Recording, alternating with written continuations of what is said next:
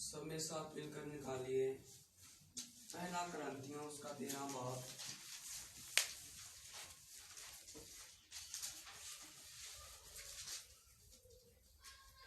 पहला क्रंथियों उसका 13 बाब उसकी 14 आयत से लेकर 4 आयत से लेकर उसकी 11 आयत तक पढ़ेंगे।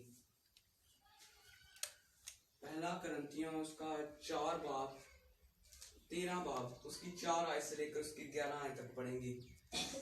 खुदा उनके कलाम में उसका बंदा पौलुस फरमाता है, मोहब्बत साबर है और मेहरबान, मोहब्बत हसद नहीं करती, मोहब्बत शेखी नहीं मारती और फूलती नहीं, नाज़े बहकाम नहीं करती, अपनी बेहतरी नहीं चाहती, झुंझलाती नहीं, बदगमानी नहीं करती, बदकारी से खुश नहीं होती, बल्कि रास्ती से खुश होती है, सब कुछ सह लेती है, सब कुछ यकीन करती है, सब बातों की उम्मीद रखती है, सब बातों को बर्दाश्त करती है, मोहब्बत को ज़वाल नहीं।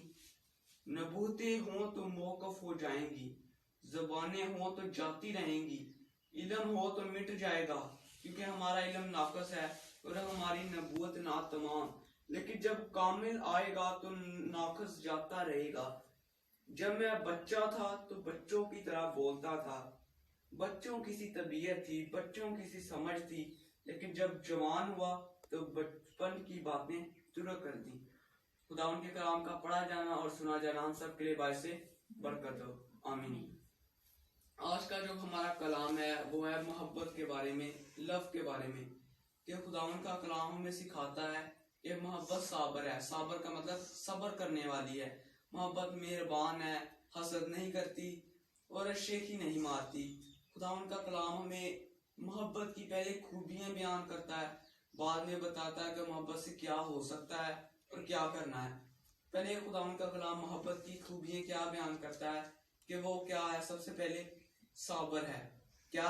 साबर, सब्र करने वाली है। और दूसरे नंबर पर क्या? मेहरबान है। और तीसरे नंबर पर क्या? हसद नहीं करती। और चौथे नंबर पर क्या? शेखी नहीं मारती और फूलती नहीं। इस आयत में जो चौथी आयत, इसमें 5 खूबियां बयान की गई हैं एक आयत में, कि वो साबर है, सब्र करने वाली है और मेहरबान है, हसद नहीं करती और शेखी नहीं मारती और फूलती नहीं। खुदा ने हमसे मोहब्बत की है। हम सब जानते हैं खुदा ने हमसे मोहब्बत की है, क्योंकि खुदा उनके कलाम में यूहन्ना 3 बाब उसकी 16 आयत में लिखी कि उसने अपना इकलौता बेटा बख्श दिया ताकि जो कोई इस पर ईमान लाए हलाक ना बल्कि हमेशा की जिंदगी पाए। खुदावन ने अपना बेटा इस दुनिया में बख्शा और अपनी मोहब्बत जाहिर की कि मैं आपसे कितनी मोहब्बत करता हूँ। इस दुनिया में हम भी कुछ ऐसी खूबियां, ऐसी चीजें जाहिर करते हैं कि हम इससे मोहब्बत करते हैं।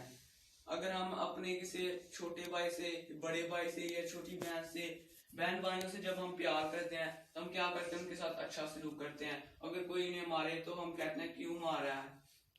यह है मोहब्बत की किस तरह हम जाहिर करते हैं।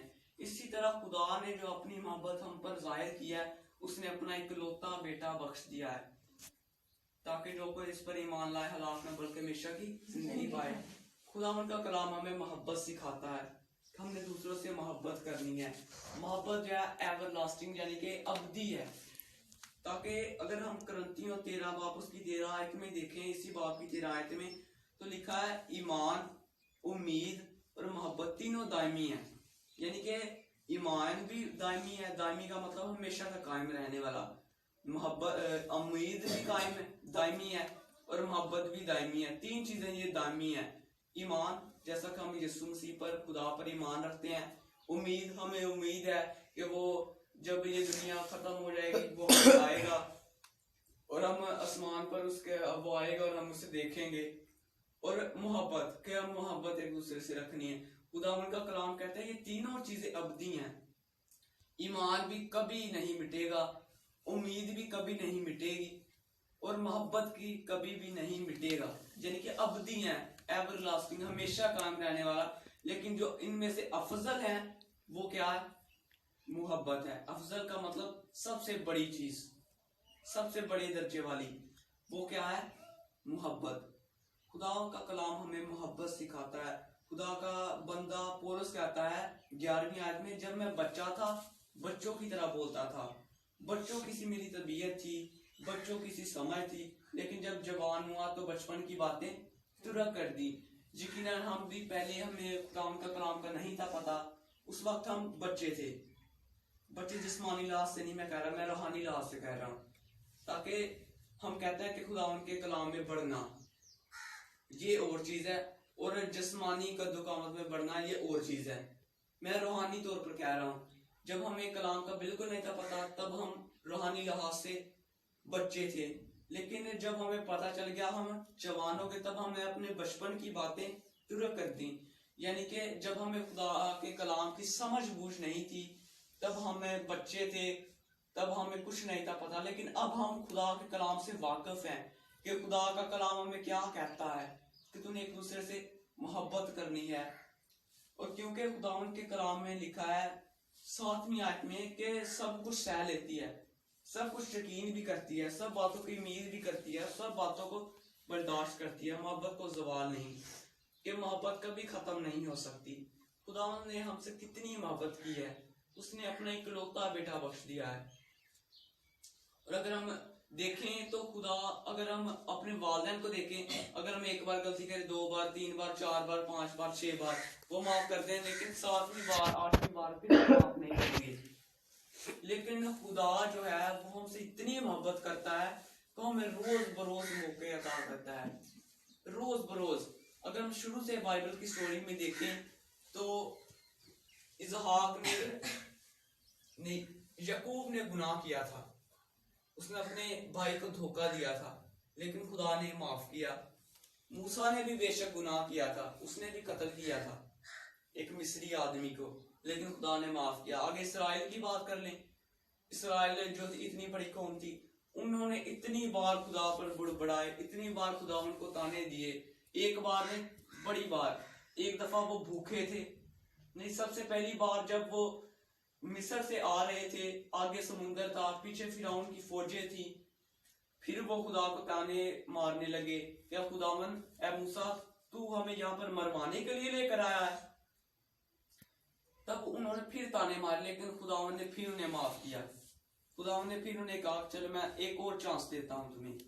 फिर खुदावन ने मौका दिया, फिर जब वो आ गए फिर वो भूख से मरने लगे, फिर उन्होंने खुदावन से कहा क्या खुदा तूने फिर हमें यहाँ पर भूखा मारने के लिए अब ले आया, पहले तो समुद्र में डुबोने के लिए ले आया था, तब तो तूने बचा लिया, अब तू हमें भूखा मारना चाहता है। फिर खुदा ने क्या किया, आसमान से मन और बटेरे बरसाए, फिर जब उन्हें प्यास लगी तब फिर वो मूसा भी अक्ता गया था। मूसा खुदा का बंदा वो भी अक्ता गया था, उसने जो चट्टान थी उस पर जोर से आसा मारा था, आस्ता से नहीं मारा, जोर से यानी गुस्से से आसा मारा था, तो पानी फिर भी खुदा ने कहा चलो खैर है मूसा तेरा गुस्सा तो जायज है, लेकिन फिर भी खुदा ने उसके गुस्से की सजा उसे दी थी। खुदा ने कहा था कि तू मुल्क किनान नहीं देखेगा, उसमें दाखिल नहीं होगा। खुदावन इसी तरह आहिस्ता आहिस्ता आहिस्ता आहिस्ता हम आते जाएं अब तक 2022 तक खुदावन हमें माफ करता रहता है। क्यों? ताकि वो हमसे मोहब्बत करता है, वो हमें मोहब्बत सिखाता है कि हमने किस तरह एक दूसरे से मोहब्बत करनी है, हमने किस तरह एक दूसरे का कहा मानना है। अगर हम करंथियों 7 बाब उसकी 23 आयत को देखें, 7 बाब उसकी 23 आयत, तो खुदावन के कलाम में लिखा है 7 बाब उसकी 23 आयत में कि तुम कीमत से खरीदे गए हो और आदमियों के गुलाम ना बनो। खुदा का कलाम हमें कहता है कि तुम कीमत से खरीदे गए हो। कीमत किसकी कीमत से? यीशु मसीह के कीमत से, यीशु मसीह के खून की कीमत से। खुदा का कलाम कहता है कि तो आदमियों के गुलाम ना बनो। हम आदमियों के गुलाम किस तरह बनते हैं? हम बेफजूल की बातों पर ईमान रखते हैं। बेफजूल कई लोग ऐसे होते हैं जो कहते हैं कि नहीं इधर दर्द हो रहा है तो मैंने उस शख्स से काला धागा बनवाना है जिसकी दादी भी हो, दादा भी हो, नाना भी हो, नानी भी। ये बेफजूल की बात है। खुदा उनके कलाम में कहीं लिखा है? खुदावन का कलाम कहता है कि आदमियों के गुलाम ना बनो। जिस तरह हमने पहले भी सुना था, आदमियों से ही सुना था कि कबूतर की तरह, क्या कबूतर की तरह बेजरर। लेकिन कई लोग जो है वो कहते हैं कि नहीं, सांप की तरह होशियार और कबूतर की तरह भोले। इसी तरह हम खुदा के बंदों को यानी कि आदमियों के पीछे लग जाते हैं, हम आदमियों की बात मानते हैं। लेकिन अगर हम मत्ती की इंजील में देखें तो उसमें लिखा है 10 बाब 16 आयत में कि कबूतर की तरह बेजरर बनो। बेजरर का मतलब हार्मलेस, नुकसान ना पहुंचाने वाले।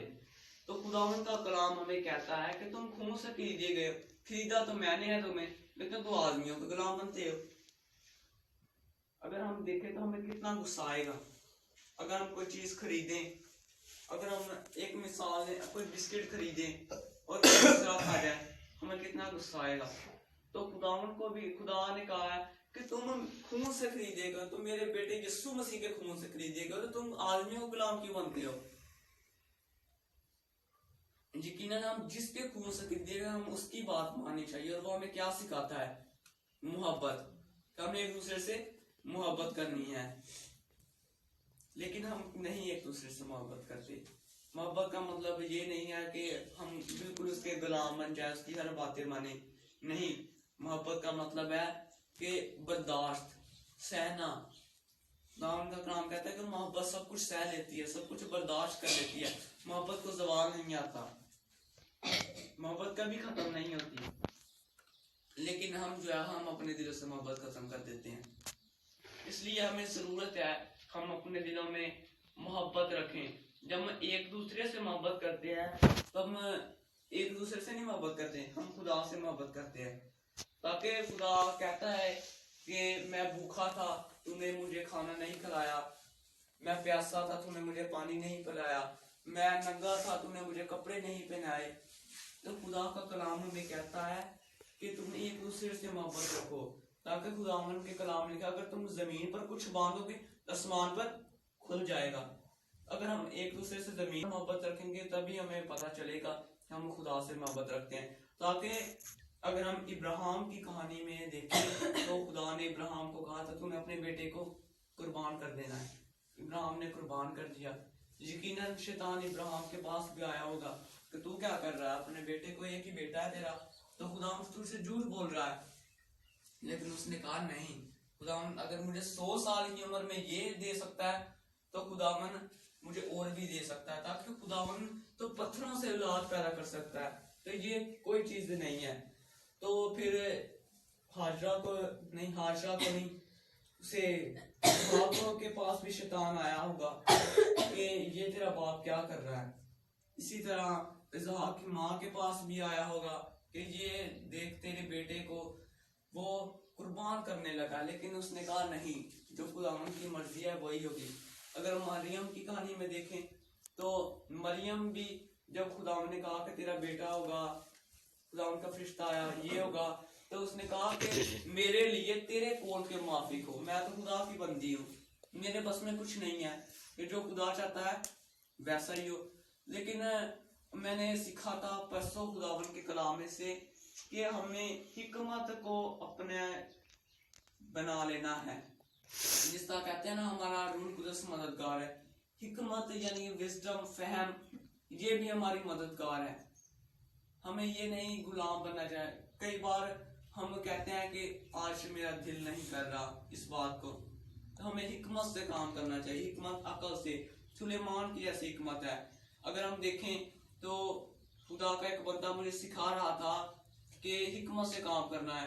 खुदा का बंदा सिखा रहा था कि एक बार मैं इसी तरह प्रीचिंग करने लगा और जब मुझे हिकमत ने कहा, मुझे खुदा ने कहा कि तू इसे बंद कर दे, तो मैंने उसी वक्त बंद कर दिया।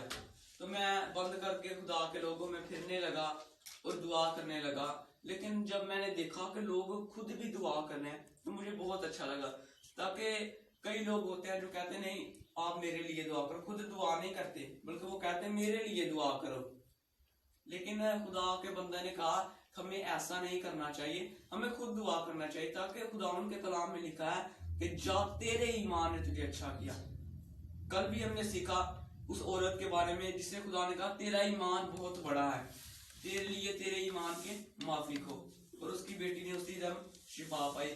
तो खुदावन का कलाम जो है हमें सिखाता है कि हमें एक दूसरे से मोहब्बत रखनी है, हमने खुदा पर ईमान रखना है। ये नहीं कहना कि आप मेरे लिए दुआ करें, बल्कि खुद दुआ करनी है, ताकि खुदा ये नहीं कहता कि वो बंदा मेरे लिए दुआ करेगा तो फिर शिफा पाऊंगा, वो करेगा तो फिर उसके पास बड़ी शिफा, उसके पास बड़ी कुदरत है। बल्कि खुदा का कलाम हमें कहता है कि हमने खुद दुआ करनी है, ताकि खुदा उस बंदे का ईमान देकर नहीं शिफा देता, खुदा उसका ईमान देकर शिफा देता है जिसे उस चीज की जरूरत है, जो कहता है कि ऐ खुदा मैं चाहता हूँ कि तू मेरे वालिदैन को बदल दे, ऐ खुदा मैं चाहता हूँ कि तू ये बदल दे। अगर हम ऐसे दुआ करेंगे तो फिर खुदा बदलने की कुदरत रखता। अगर हम कहें कि पास्टर जी मेरे लिए दुआ करें, मेरे खानदान के, खुदा मेरे खानदान को बरकत दे, मेरे खानदान को तब्दील करे, ऐसा नहीं होगा, ऐसा कुछ भी नहीं हो सकता। अगर हम देखें हम दूसरों के जुम्मे को काम लगा दे, वो काम करेगा नहीं करेगा, लेकिन अगर हम खुद वो काम करें तो फिर हमें तो पता है हमने अपना काम करना है, हम करेंगे।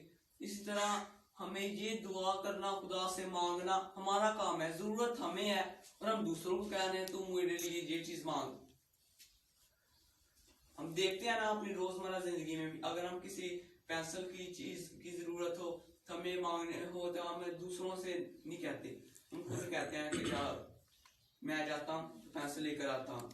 तो इसी तरह हमें खुद दुआ करने की जरूरत है, हमें खुद मोहब्बत करने की जरूरत है कि हम खुदा से दुआ करें, खुदा तू मेरे वालिदैन को बदल, ऐ खुदा तू मेरे भाई को बदल, तू मेरी बहन को बदल, ऐ खुदा मेरे भाई का कारोबार नहीं है तो मेरे भाई के कारोबार को बढ़ा, मेरे पापा का कारोबार है तो मेरे पापा के कारोबार को बढ़ा, तुम्हारे फैमिली को बरकत दे, तुम्हारे अंदर से तमाम लड़ाई झगड़ों को खत्म कर, इब्लीस की गंदी तस्वीरों को खत्म कर।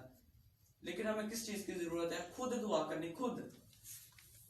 ताकि अगर हम देखें, हम यकीनन पढ़े लिखे हैं, हमने सुना होगा कि खुदा उनकी मदद करता है जो अपनी मदद आप करते हैं। अगर हम देखें तो हमें बाइबल सड़ के दूसरी तालीम भी हमें ये सिखाती है कि खुदा उनकी मदद करता है जो अपनी मदद आप करते हैं। तो क्या ऐसा होगा कि हम दूसरों को कहें मेरे लिए दुआ कर, तो खुदा उसकी दुआ सुन ले? खुदावन उसकी दुआ नहीं सुनेगा, खुदावन आपकी दुआ सुनेगा। ताकि खुदावन कहता है कि मांग तो मैं तुम्हें, क्या मांग तो मैं तुम्हें दूंगा, खुदावन का मैं तुम्हें जमीन की इंतहा से लेकर आसमान तक बढ़ाऊंगा। खुदावन ने, अगर हम देखें तो सब्बत का दिन, जो आज सब्बत का दिन है, सब्बत का दिन का भी खुदा ने अजर दिया है। यशायाह की किताब में उसका 58 बाब में लिखा है कि मैं जो सब्बत का दिन पाक मानेगा मैं उसे उसके बाप यकूब की मिरास से खिलाऊंगा और इसकी उम्र को दराज करूंगा। खुदावन ने देख दो यकूब की मिरास, यकूब आपको पता है वो भेड़ बकरियां चराता था अपने मामू की, लेकिन खुदा ने उसे इतनी बरकत दी, जब वो गया तो उसका बहुत ज्यादा, उसके पास भेड़े थी, बहुत ज्यादा भेड़े। किस वजह से थी? ताकि वो खुदा के साथ चलता था, तो ये नहीं था कहता क्या बाप मेरे लिए दुआ कर, अपने मामू को लाबन को कहता था कि तू मेरे लिए दुआ कर, जब अपनी बीवी को कहता था तो मेरे लिए दुआ कर, नहीं बल्कि वो खुद दुआ करता था और खुदा ने उसके हाथों में बरकत डाली थी, और वो जिस चीज को भी हाथ लगाता था वो बढ़ती थी, फूलती थी। आज हमारे साथ भी ऐसा हो सकता है, हम खुदा से दुआ मांगे, खुदा तू मुझे यकूब जैसी बरकत दे, तू मेरे बाप, हमारा यकूब जो हमारा बाप है, हम यकूब की मिरास में से हैं, लेकिन यकूब के बाद यकूब जिसका नाम इसराइल था, कबीले बन गए, फिर वो कबीले और ज्यादा तकसीम हो गए। उन्हीं कबीलों में से हत्ती, लावी, अमूरी, ये सारे उन्हीं कबीलों में से निकले हैं, अमूरी, मुआबी, ये सारे कनानी। तो खुदा उनका कलाम हमें कहता है कि हमने खुद दुआ करनी है, एक दूसरे से मोहब्बत करनी है, और खुदा ने जो कुर्बानी दी है हमारी खातर, उसने अपना इकलौता बेटा बख्श दिया है, हमने उस कुर्बानी को जाया नहीं जाने देना। क्या खुदा तूने फिर दे दी, फिर हम गुनाह कर रहे हैं? नहीं, बल्कि हमने खुदा से दुआ मांगनी है, खुदा तू मुझे तब्दील कर, मेरे घराने को तब्दील कर, ताकि मैं और मेरा घराना निजात पाए। खुदा उनके कलाम का पढ़ा जाना और सुना जाना हम सबके लिए बायस बरकत हो। आमीन। तो अपने